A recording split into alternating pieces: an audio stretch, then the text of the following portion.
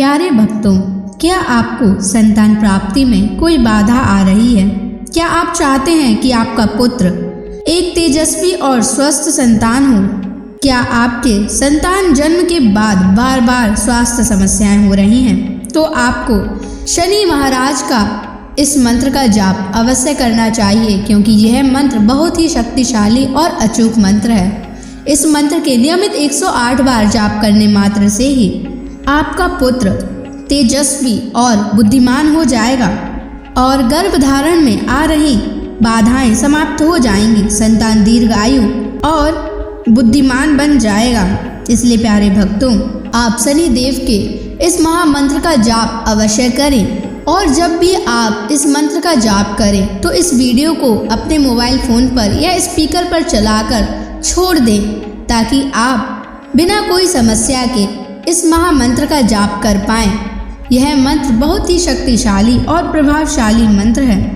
इस मंत्र के जाप से पुत्र प्राप्ति के योग भी प्रबल होते हैं और संतान का जीवन सुरक्षित और सुखद होता है। घर में खुशहाली और समृद्धि बनी रहती है। इसलिए प्यारे भक्तों, अगर आप भी चाहते हैं कि आपका पुत्र हमेशा खुश रहे, तो आप इस मंत्र का जाप अवश्य करें और नियमित 108 बार करें और पूरी श्रद्धा के साथ करें। तभी आप शनि महाराज के असीम कृपा के भागी बन पाओगे। और अगर आप शनि देव का आशीर्वाद प्राप्त करना चाहते हैं तो इस वीडियो को लाइक और चैनल को सब्सक्राइब जरूर कर दीजिए और कमेंट बॉक्स में जय शनि महाराज अवश्य लिख दीजिए। तो चलिए भक्तों, मंत्र का जाप करना प्रारंभ करते हैं। ओम ह्रीं श्रीं क्लीं शन शनैश्चराय महाक्रूराय नमः। ओम ह्रीं श्रीं क्लीं शन शनैश्चराय महाक्रूराय नमः। ओम ह्रीं श्रीं क्लीं शन शनैश्चराय महाक्रूराय नमः। ओम ह्रीं श्रीं क्लीं शन शनैश्चराय महाक्रूराय नमः। ओम ह्रीं श्रीं क्लीं शन शनैश्चराय महाक्रूराय नमः। ओम ह्रीं श्रीं क्लीं शन शनैश्चराय महाक्रूराय नमः। ओम ह्रीं श्रीं क्लीं शन शनैश्चराय महाक्रूराय नमः। ओम ह्रीं श्रीं क्लीं शन शनैश्चराय महाक्रूराय नमः। ओम ह्रीं श्रीं क्लीं शन शनैश्चराय महाक्रूराय नमः। ओम ह्रीं श्रीं क्लीं शन शनैश्चराय महाक्रूराय नमः। ओम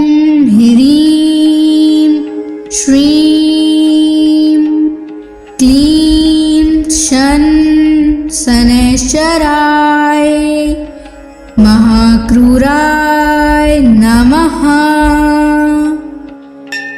ॐ ह्रीं श्रीं क्लीं शनैश्चराय महाक्रूराय नमः। ॐ ह्रीं श्रीं क्लीं शनैश्चराय महाक्रूराय नमः। ॐ ह्रीं श्रीं क्लीं शनैश्चराय महाक्रूराय नमः। ॐ ह्रीं श्रीं क्लीं शनैश्चराय महाक्रूराय नमः। ॐ ह्रीं श्रीं क्लीं शनैश्चराय महाक्रूराय नमः। ॐ ह्रीं श्रीं क्लीं शनैश्चराय महाक्रूराय नमः। ॐ ह्रीं श्रीं क्लीं शनैश्चराय महाक्रूराय नमः। ॐ ह्रीं श्रीं क्लीं शनैश्चराय महाक्रूराय नमः। ॐ ह्रीं श्रीं क्लीं शनैश्चराय महाक्रूराय नमः। ॐ ह्रीं श्रीं क्लीं शनैश्चराय महाक्रूराय नमः। ॐ ह्रीं श्रीं क्लीं शनैश्चराय महाक्रूराय नमः। ॐ ह्रीं श्रीं क्लीं शनैश्चराय महाक्रूराय नमः। ॐ ह्रीं श्रीं क्लीं शनैश्चराय महाक्रूराय नमः। ॐ ह्रीं श्रीं क्लीं शनैश्चराय महाक्रूराय नमः। ॐ ह्रीं श्रीं क्लीं शनैश्चराय महाक्रूराय नमः।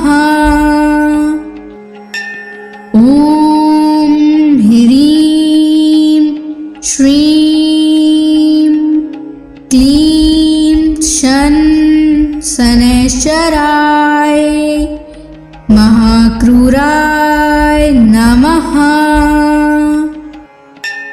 ॐ ह्रीं श्रीं क्लीं शन शनैश्चराय महाक्रूराय नमः। ॐ ह्रीं श्रीं क्लीं शन शनैश्चराय महाक्रूराय नमः। ॐ ह्रीं श्रीं क्लीं शन शनैश्चराय महाक्रूराय नमः। ॐ ह्रीं श्रीं क्लीं शन शनैश्चराय महाक्रूराय नमः। ॐ ह्रीं श्रीं क्लीं शन शनैश्चराय महाक्रूराय नमः। ॐ ह्रीं श्रीं क्लीं शन शनैश्चराय महाक्रूराय नमः। ॐ ह्रीं श्रीं क्लीं शन शनैश्चराय महाक्रूराय नमः। ॐ ह्रीं श्रीं क्लीं शन शनैश्चराय महाक्रूराय नमः। ॐ ह्रीं श्रीं क्लीं शन शनैश्चराय महाक्रूराय नमः। ॐ ह्रीं श्रीं क्लीं शन शनैश्चराय महाक्रूराय नमः। ॐ ह्रीं श्रीं क्लीं शन शनैश्चराय महाक्रूराय नमः। ॐ ह्रीं श्रीं क्लीं शन शनैश्चराय महाक्रूराय नमः। ॐ ह्रीं श्रीं क्लीं शन शनैश्चराय महाक्रूराय नमः। ॐ ह्रीं श्रीं क्लीं शन शनैश्चराय महाक्रूराय नमः। ॐ ह्रीं श्रीं क्लीं शन शनैश्चराय महाक्रूराय नमः। ॐ ह्रीं श्रीं क्लीं शन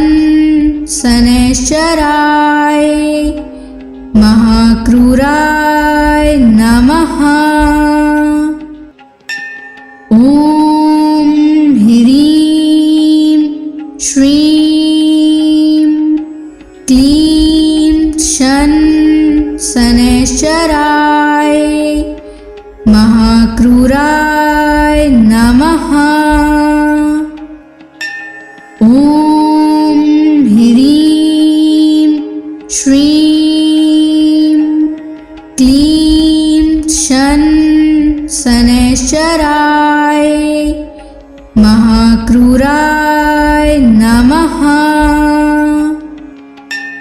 ॐ ह्रीं श्रीं क्लीं शन शनैश्चराय महाक्रूराय नमः।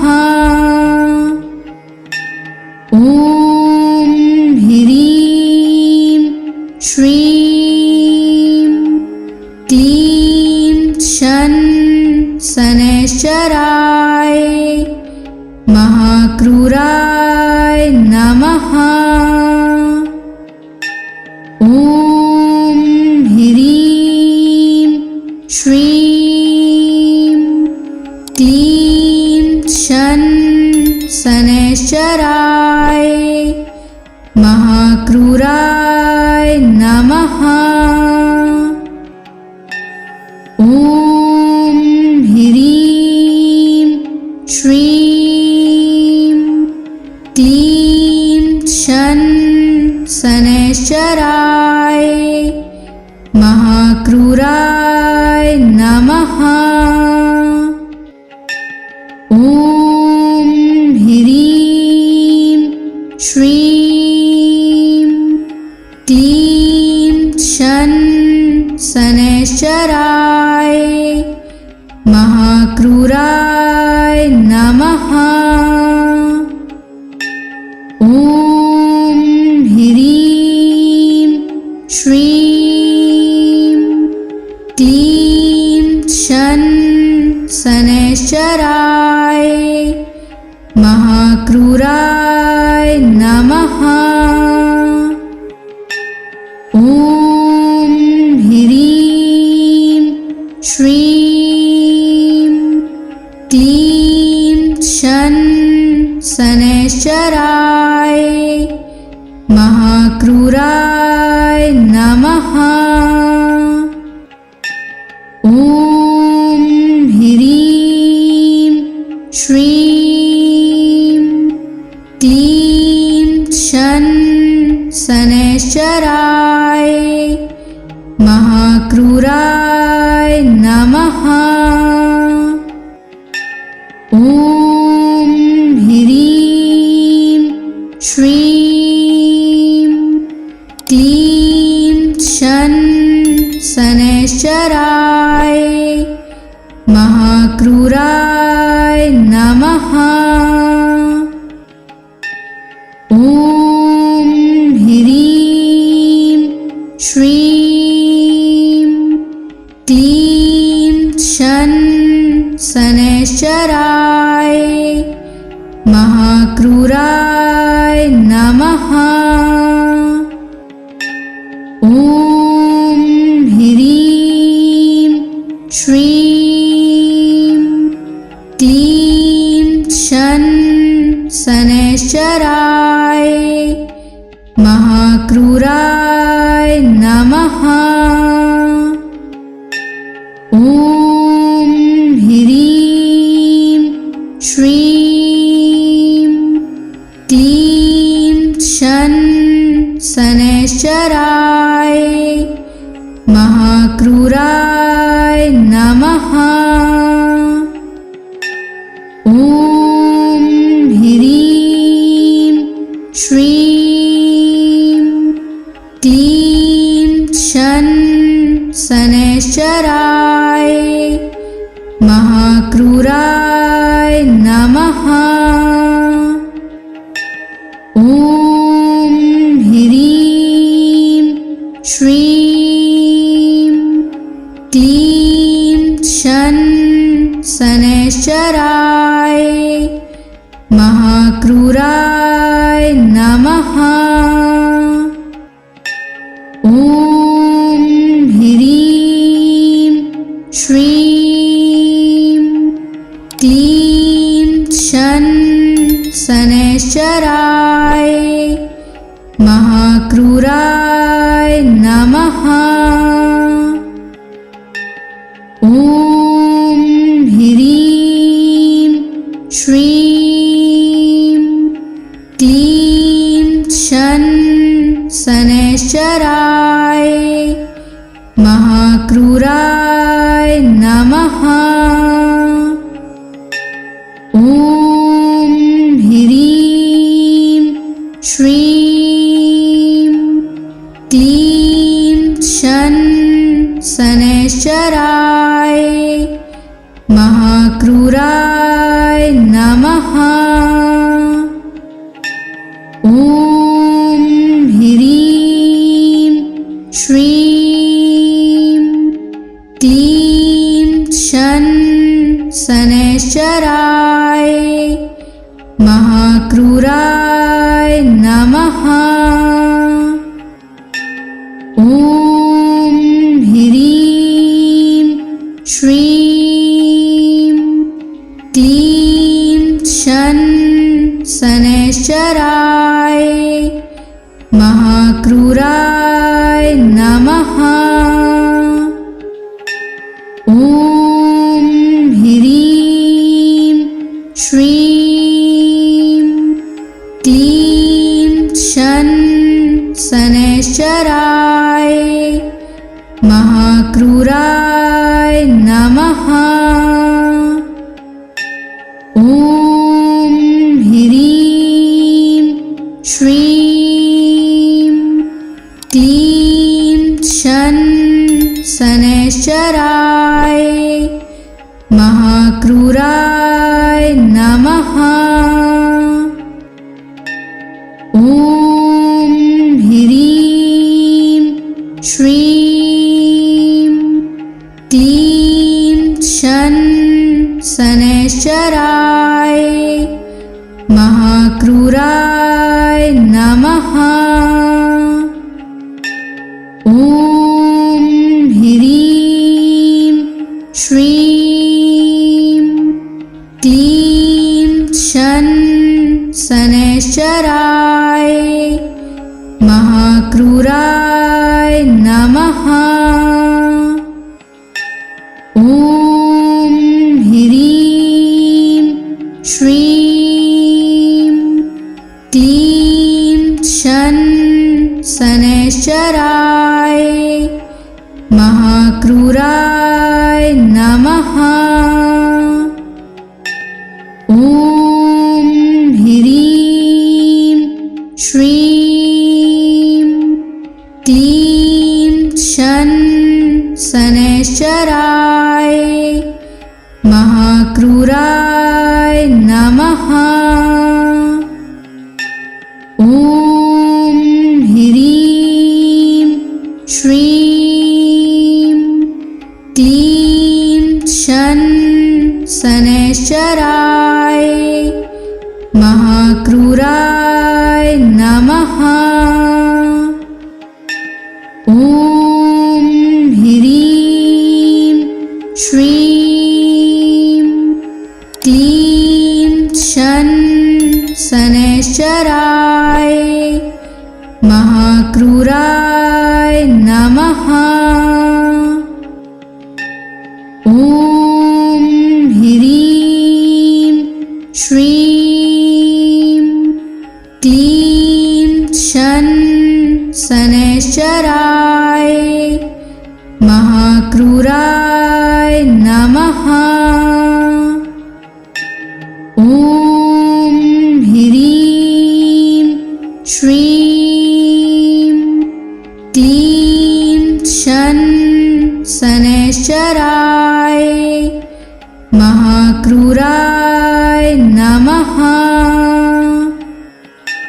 ॐ ह्रीं श्रीं क्लीं शन शनैश्चराय महाक्रूराय नमः। ॐ ह्रीं श्रीं क्लीं शन शनैश्चराय महाक्रूराय नमः। ॐ ह्रीं श्रीं क्लीं शन शनैश्चराय महाक्रूराय नमः। ॐ ह्रीं श्रीं क्लीं शन शनैश्चराय महाक्रूराय नमः। ॐ ह्रीं श्रीं क्लीं शन शनैश्चराय महाक्रूराय नमः।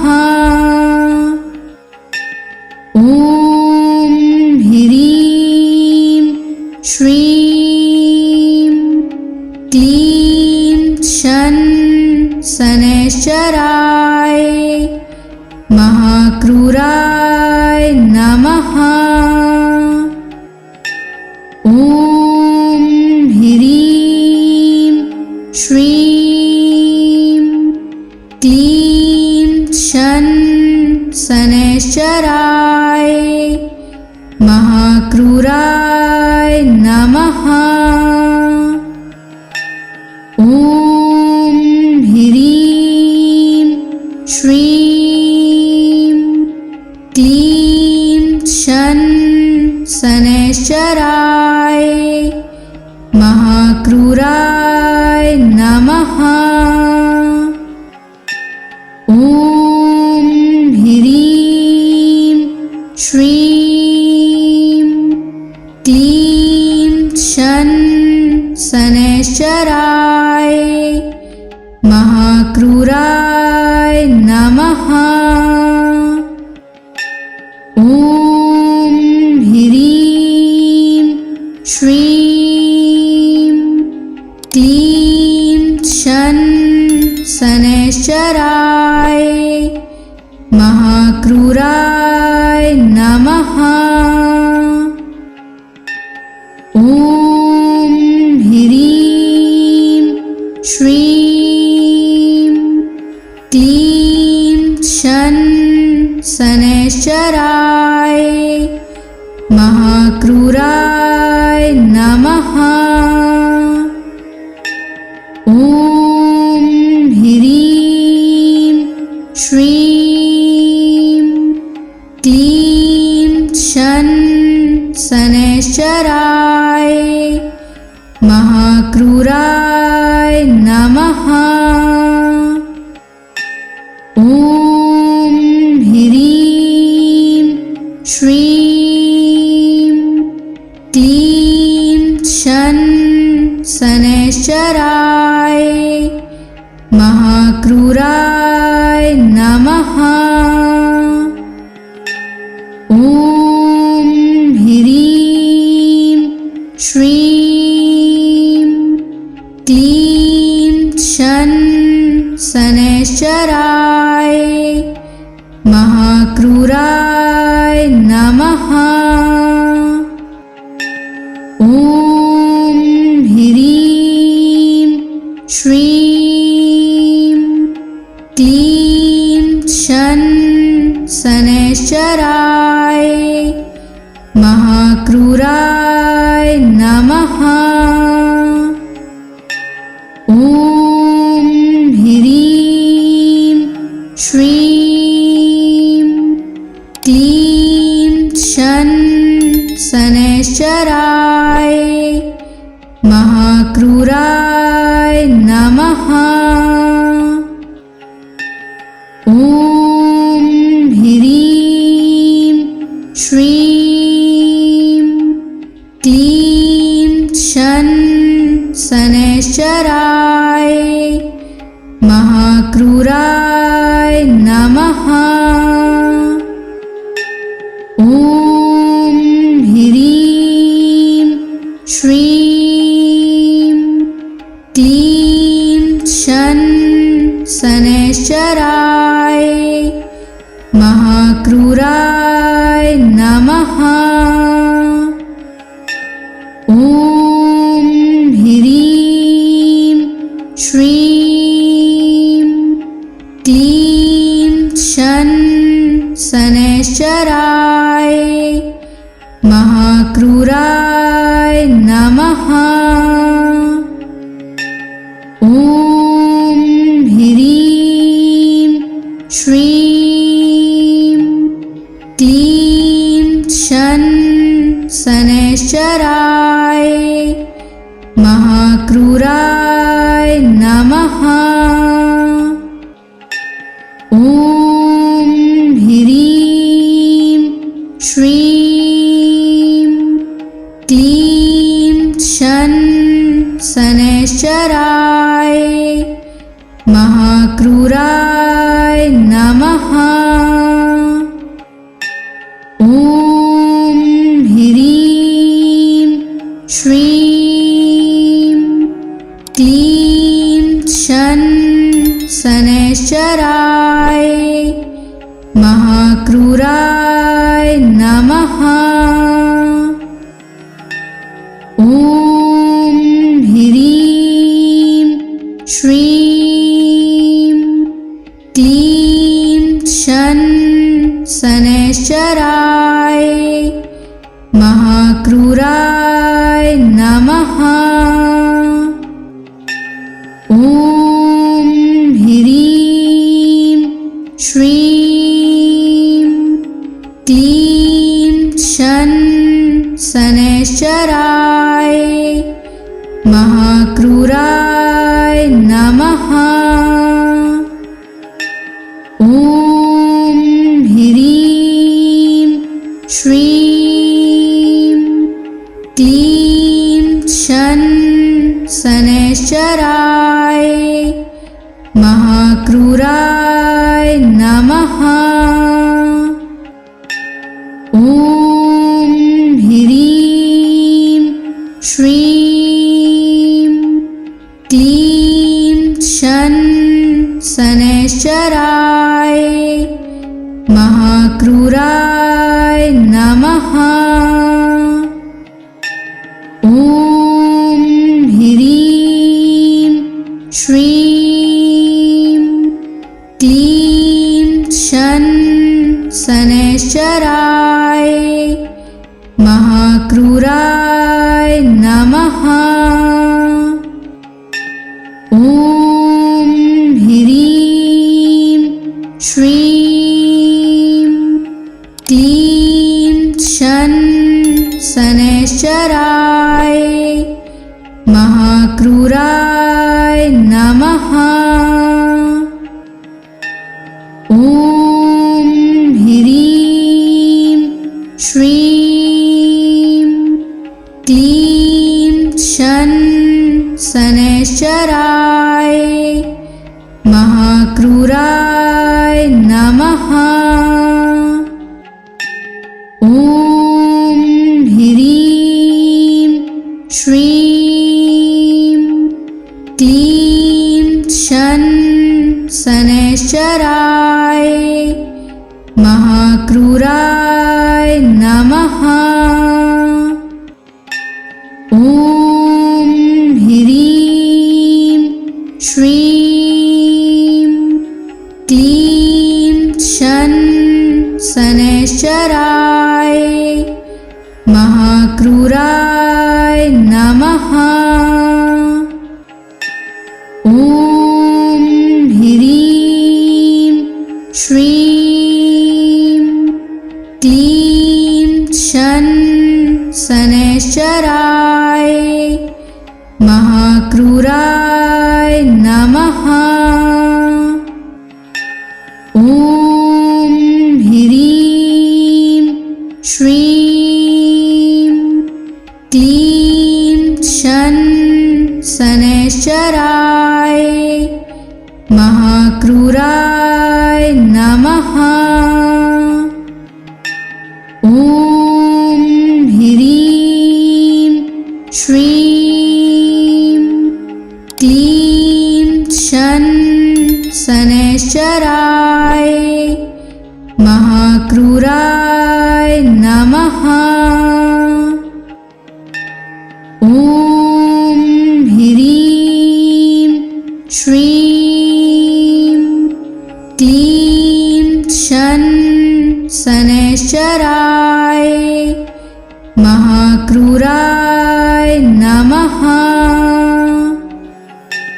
ॐ ह्रीं श्रीं क्लीं शन शनैश्चराय महाक्रूराय नमः। ॐ ह्रीं श्रीं क्लीं शन शनैश्चराय महाक्रूराय नमः। ॐ ह्रीं श्रीं क्लीं शन शनैश्चराय महाक्रूराय नमः। ॐ ह्रीं श्रीं क्लीं शन शनैश्चराय महाक्रूराय नमः।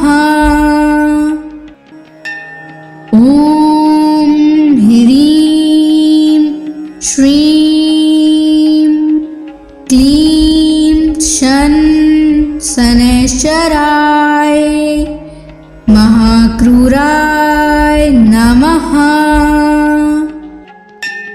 ॐ ह्रीं श्रीं क्लीं शन शनैश्चराय महाक्रूराय नमः।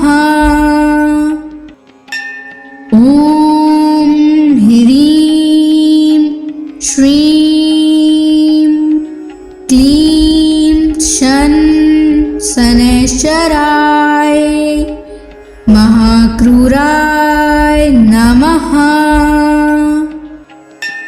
ॐ ह्रीं श्रीं क्लीं शन शनैश्चराय महाक्रूराय नमः। ॐ ह्रीं श्रीं क्लीं शन शनैश्चराय महाक्रूराय नमः। ॐ ह्रीं श्रीं क्लीं शन शनैश्चराय महाक्रूराय नमः। ॐ ह्रीं श्रीं क्लीं शन शनैश्चराय महाक्रूराय नमः। ॐ ह्रीं श्रीं क्लीं शन शनैश्चराय महाक्रूराय नमः।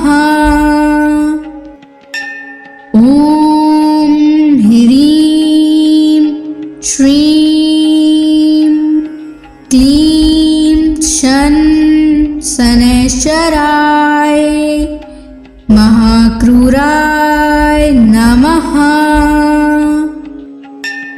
ॐ ह्रीं श्रीं क्लीं शन शनैश्चराय महाक्रूराय नमः। ॐ ह्रीं श्रीं क्लीं शन शनैश्चराय महाक्रूराय नमः। ॐ ह्रीं श्रीं क्लीं शन शनैश्चराय महाक्रूराय नमः। ॐ ह्रीं श्रीं क्लीं शन शनैश्चराय महाक्रूराय नमः। ॐ ह्रीं श्रीं क्लीं शन शनैश्चराय महाक्रूराय नमः। ॐ ह्रीं श्रीं क्लीं शन शनैश्चराय महाक्रूराय नमः। ॐ ह्रीं श्रीं क्लीं शन शनैश्चराय महाक्रूराय नमः। ॐ ह्रीं श्रीं क्लीं शन शनैश्चराय महाक्रूराय नमः। ॐ ह्रीं श्रीं क्लीं शन शनैश्चराय महाक्रूराय नमः। ॐ ह्रीं श्रीं क्लीं शन शनैश्चराय महाक्रूराय नमः। ॐ ह्रीं श्रीं क्लीं शन शनैश्चराय महाक्रूराय नमः। ॐ ह्रीं श्रीं क्लीं शन शनैश्चराय महाक्रूराय नमः। ॐ ह्रीं श्रीं क्लीं शन शनैश्चराय महाक्रूराय नमः। ॐ ह्रीं श्रीं क्लीं शन शनैश्चराय महाक्रूराय नमः। ॐ ह्रीं श्रीं क्लीं शन शनैश्चराय महाक्रूराय नमः। ॐ ह्रीं श्रीं क्लीं शन शनैश्चराय महाक्रूराय नमः। ॐ ह्रीं श्रीं क्लीं शन शनैश्चराय महाक्रूराय नमः। ॐ ह्रीं श्रीं क्लीं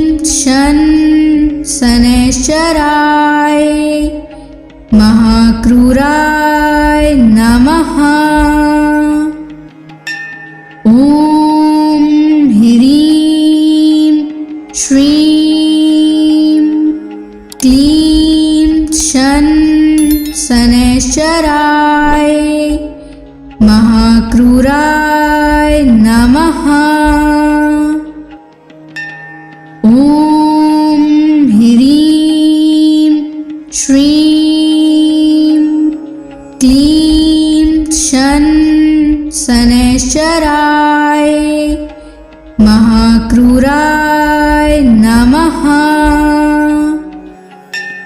ॐ ह्रीं श्रीं क्लीं शन शनैश्चराय महाक्रूराय नमः। ॐ ह्रीं श्रीं क्लीं शन शनैश्चराय महाक्रूराय नमः। ॐ ह्रीं श्रीं क्लीं शन शनैश्चराय महाक्रूराय नमः।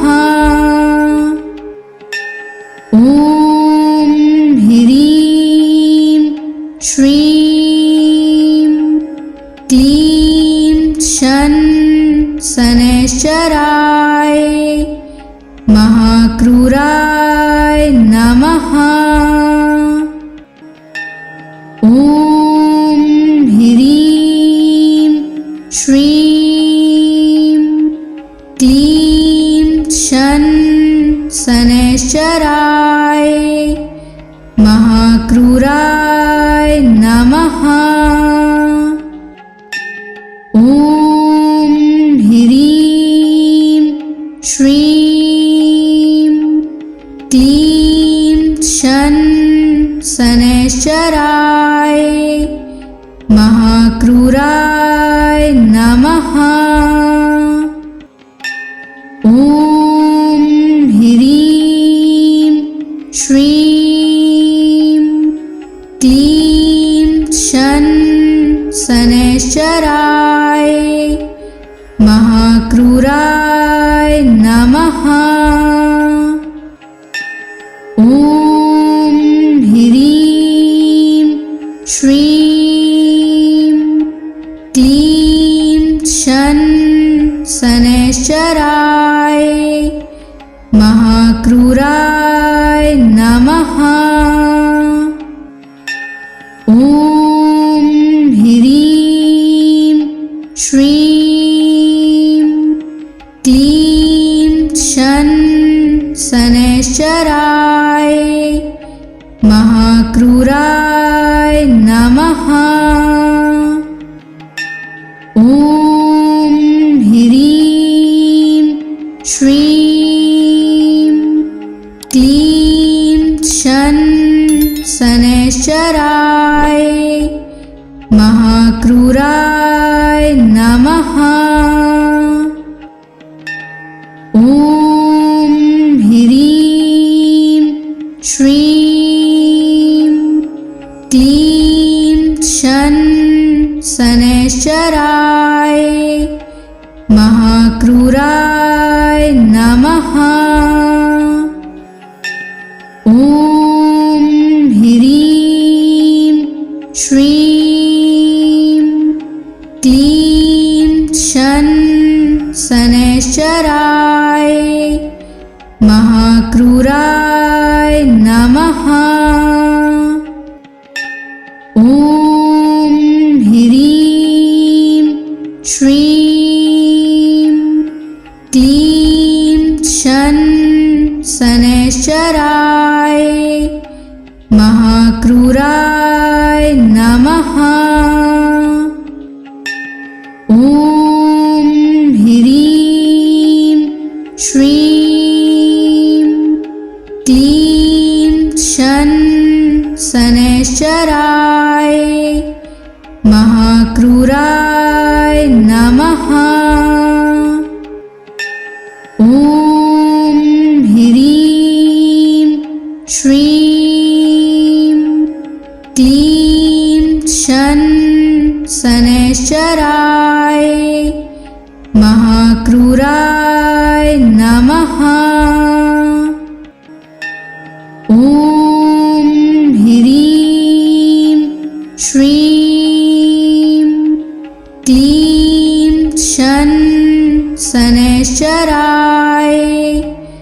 महाक्रूराय नमः।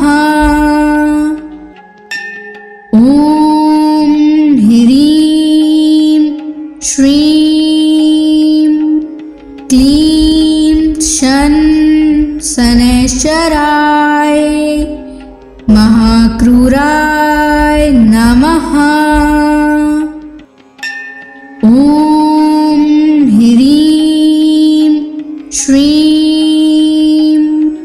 क्लीं शनैश्चराय महाक्रूराय नमः। ॐ ह्रीं श्रीं क्लीं शनैश्चराय महाक्रूराय नमः।